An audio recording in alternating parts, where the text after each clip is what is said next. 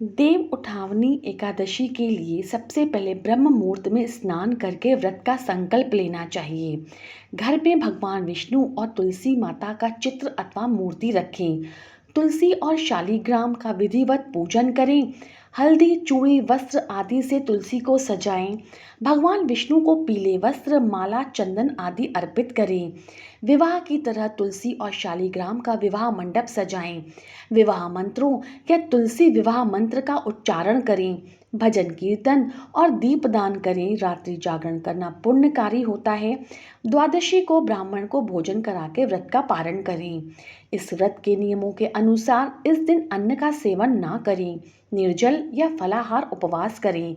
झूठ बोलना, क्रोध, कटुवाणी, हिंसा, निंदात्मक बातें ना करें। रात्रि जागरण करें और विष्णु सहस्त्र नाम का पाठ करें। इस दिन तुलसी पर दीपक जलाने से संतान सुख की प्राप्ति होती है। घर में तुलसी और शालिग्राम का विवाह कराने से विवाह संबंधी बाधाएं दूर हो जाती हैं। पीले वस्त्र पहन करके भगवान विष्णु के मंत्रों का जाप करें। आइए जानते हैं कि इस दिन क्या खाना चाहिए और क्या नहीं खाना चाहिए। तो जो वस्तुएं खाने लायक हैं उसमें सम्मिलित है फल, सूखे मेवे, सेंधा नमक से बना फलाहार और चावल, गेहूं, मांस, मदिरा, तामसिक भोजन इत्यादि नहीं करना चाहिए। इस दिन से शुभ कार्यों की शुरुआत होती है। विवाह योग्य कन्याओं को तुलसी विवाह कराना अत्यंत लाभकारी होता है।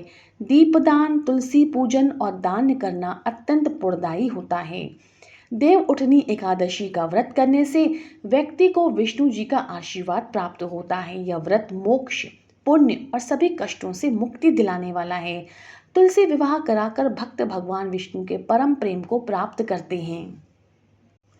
कथा इस प्रकार है। एक राजा के राज्य में सभी लोग एकादशी का व्रत रखते थे। प्रजा, नौकर चाकरों से लेकर पशुओं तक को भी एकादशी के दिन अन्न नहीं दिया जाता था। एक दिन किसी दूसरे राज्य का एक व्यक्ति राजा के पास आकर बोला, महाराज कृपा करके मुझे नौकरी पर रख लें। तब राजा ने उसके सामने एक शर्त रखी कि ठीक है, रख लेते हैं, किंतु रोज तो तुम्हें खाने को सब कुछ मिलेगा पर एकादशी को अन्न नहीं मिलेगा। उस व्यक्ति ने उस समय हाँ कर ली, पर एकादशी के दिन जब उसे फलाहार का सामान दिया गया तब वो राजा के सामने जाकर गिड़गिड़ाने लगा, महाराज इससे मेरा पेट नहीं भरेगा, मैं भूखा ही मर जाऊंगा, मुझे अन्न दे दो। राजा ने उसे शर्त की बात याद दिलाई पर वह अन्न छोड़ने को तैयार नहीं हुआ। तब राजा ने आटा, दाल, चावल आदि दिए। वह नित्य की तरह नदी पर पहुंचा और स्नान करके भोजन पकाने लगा। जब भोजन बन गया और भगवान को बुलाने लगा, आओ भगवान भोजन तैयार है। उसके बुलाने पर पीताम्बर धारण किए हुए चतुर्भुज रूप में आए हुए भगवान आए तथा प्रेम के साथ भोजन करने लगे। भोजन आदि करके भगवान अंतर ध्यान हो गए। तब वह अपने काम पर चला गया। 15 दिन बाद अगली एकादशी को वह राजा से कहने लगा कि महाराज मुझे दुगना सामान दीजिए। उस दिन तो मैं भूखा ही रह गया। राजा ने कारण पूछा तो उसने बताया कि हमारे साथ भगवान भी खाते हैं, इसीलिए हम दोनों के लिए सामान पूरा नहीं होता। यह सुनकर राजा को बड़ा आश्चर्य हुआ। वह बोला, मैं मान ही नहीं सकता कि भगवान तुम्हारे साथ खाते हैं। मैं तो इतना व्रत रखता हूँ, पूजा करता हूँ, पर भगवान ने मुझे कभी दर्शन नहीं दिए। राजा की बात सुनकर वह बोला, महाराज यदि विश्वास न हो तो साथ चलकर देख लीजिए। राजा एक पेड़ के पीछे छिपकर बैठ गया। उस व्यक्ति ने भोजन बनाया। तब भगवान को शाम तक पुकारता रहा परंतु भगवान न आए। अंत में उसने कहा, हे भगवान यदि आप नहीं आए तो मैं नदी में कूदकर अपने प्राण त्याग दूंगा। लेकिन भगवान नहीं आए। जब वह प्राण त्यागने के उद्देश्य से नदी की तरफ बढ़ा, प्राण त्यागने का उसका दृढ़ इरादा जान शीघ्र ही भगवान ने प्रकट होकर उसे रोक लिया और उसके साथ भोजन करने बैठ गए।